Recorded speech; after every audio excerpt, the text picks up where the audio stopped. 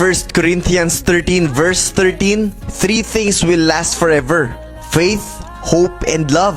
And the greatest of this is love. For God so loved the world that He gave His only Son. Guys, dahil sa pagmamahal, binigay ng Diyos ang tanging anak niya na si Jesus Christ. Kanino niya binigay? Sa mga taong makasalanan. Mas madali pa sanang intindihin kung binigay niya sa mga taong, alam mo yun, perpekto, walang kasalanan, malinis. Pero hindi. Ibinigay niya yung isang perpektong anak kapalit ng sobrang dumi at makasalanan ng mga tao. Does it make sense? Sa ating mga tao, sa totoo lang? No. And yun yung sinasabi ng verse na binasa natin. Without love, we are nothing. True love makes no sense. It knows no boundaries. And yun yung pagmamahal na makukuha natin kapag nagkaroon tayo ng tamang relasyon sa Panginoon. At yun din yung klase ng pagmamahal na maibibigay natin sa iba kung totoong-totoo si Jesus Christ sa puso natin. Guys, it's a reminder to move with love. Hindi na pinag-uusapan kung anong ginawa ng mga tao sa paligid mo. Ang pinag-uusapan dito, how will we respond? Always respond with God's love. Madali ba yun? Hindi. As tao, hindi natin kakayanin yun.